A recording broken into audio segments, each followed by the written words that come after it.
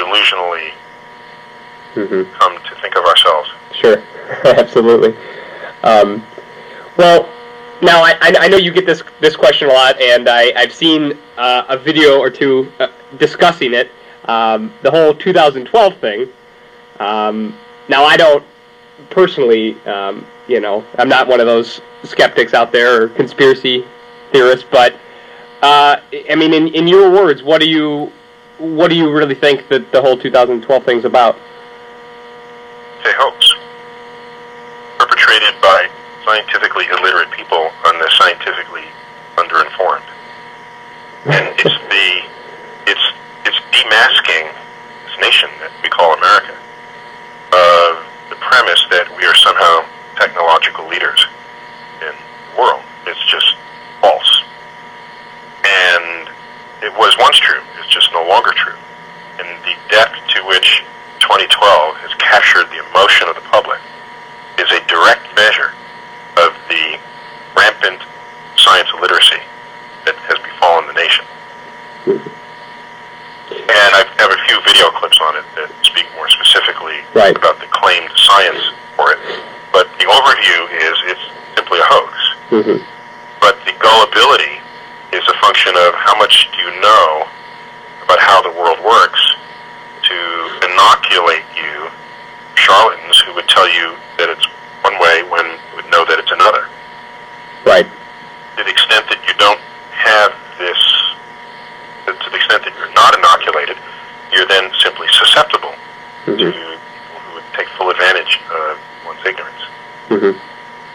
Well, very well spoken, and I again, in your videos, you made it pretty clear, and that's as easy as that, I guess. Well, another question I had was, again, probably something you might get a lot, is time travel, but more specifically, I don't know, anything that Stephen Hawking talks about in time travel has interested me, because I read his book, The Universe in a Nutshell, and when he talks about wormholes, but I'm not really sure what to make of that. Well, if you can travel faster than light, then you can go backwards in time. And so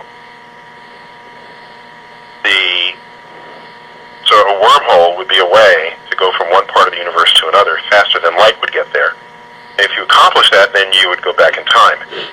And so wormholes, however, we have no way of knowing how to sustain one. They're very unstable.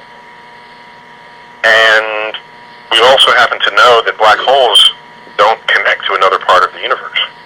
Hawking showed that a couple of years ago. And so the value of wormholes and black holes in time travel and in distance travel has kind of lost some of its luster from the old days when people ran rampant around, had sort of rampant ideas about what to do with it from a science fiction point of view. So for those who care about getting at least some of the physics right, you can now no longer use black holes as a portal through a wormhole to come out another side, perhaps a white hole.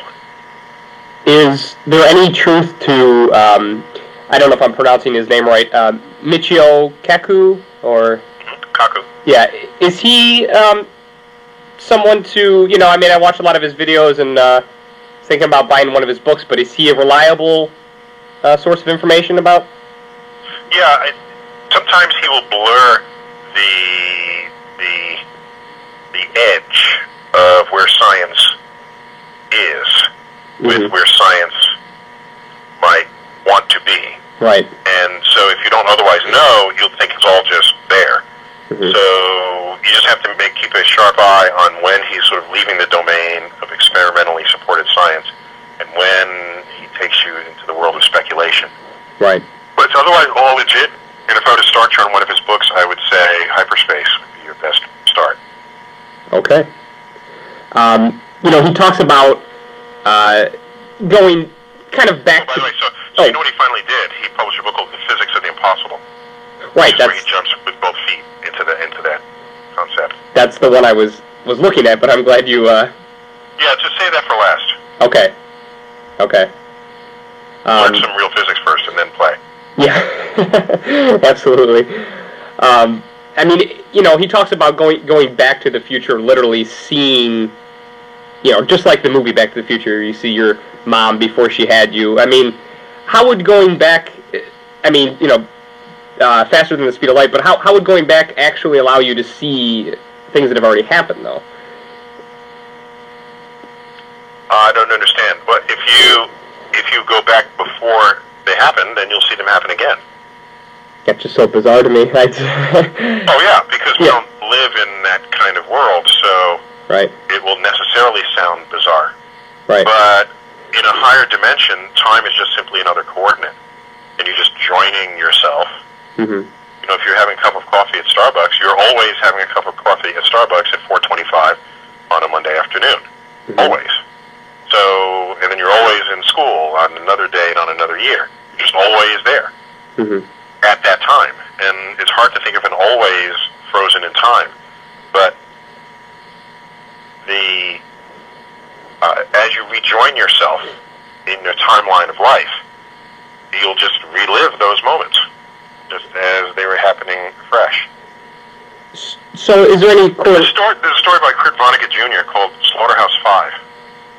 I don't know if you read the book, but the movie is kind of interesting. It involves time travel. And he basically gets it right. Well, I'm going to... Despite of the title, he gets it right. Despite the title. So, quantum physics is something that is a fact, correct? Oh, of course. Okay. It's the most successful understanding of the physical world anyone has ever put forth. There's no experiment that has ever shown it to be wrong. And every experiment that has ever been dreamt up to try to show that it's wrong ends up demonstrating that it's correct. There's no known limits to how far it can apply. Mm-hmm. Whereas with general relativity, it breaks down at the center of a black hole. It breaks down at the instant of the Big Bang. Mm-hmm. Yeah, so it's quantum mechanics. And successful in all regimes ever tested for it. Well, a friend of mine, once we had an argument about whether or not if we were here to see, if eyes or a brain, you know, was here to interpret a tree, what it would have been before brains were around. Would it just be particle? Would it just be atoms? I mean, not the form that it is that we see it as now? It would just be a tree. I don't understand. You mean, if you're trying to engage human consciousness to the existence of the world? Sort of, yeah. Yeah, see, that's another casualty of one too many philosophy classes. Mm-hmm. In philosophy, they'll have that argument on the premise that they're actually arguing some genuine substance about the universe. What science has done over the years is find ways to supplant the very feeble and untrustworthy five senses that biology has given us. And only when you do that can you claim to be measuring an objective reality exterior to any observing party. Mm-hmm. Because you put something else that makes the observation.